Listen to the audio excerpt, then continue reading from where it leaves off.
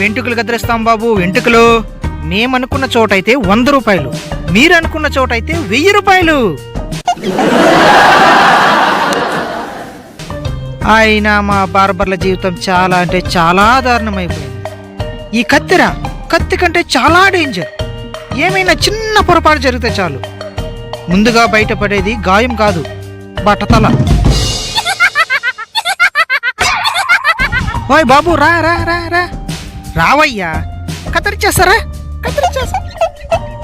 చేస్తా రావయ్యా, రా.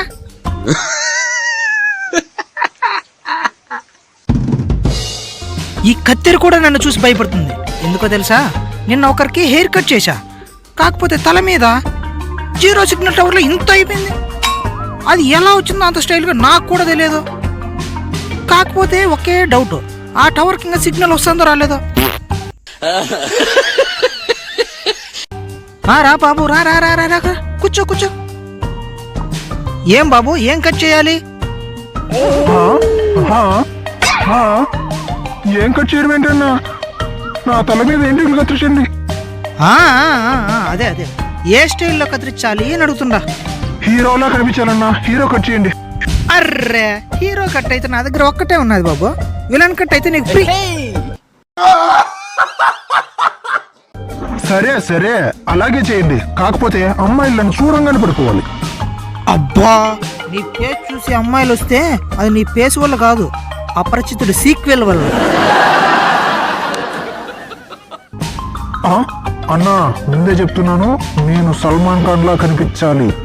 సరే సరే బాస్, నా దగ్గర సల్మాన్ ఖాన్ బాడీ లేదు, కానీ అతని బాడీ గార్డ్ కట్ అయితే ఖచ్చితంగా చేస్తాను. మా దగ్గర షేవింగ్ చాలా స్పెషల్ బాబు. కాకపోతే కొంతమందికి షేవింగ్ చేస్తున్నప్పుడు అనిపిస్తుంది, మేము అసలు షేవింగ్ చేస్తున్నామా లేకపోతే రోడ్ రోలర్తో ఏమన్నా పనిలో ఉంటామా అనిపిస్తుంది.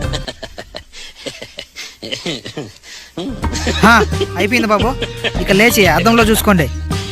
ఎలా ఉంది? సూపర్ కదా, అద్దరిపోయింది కదా.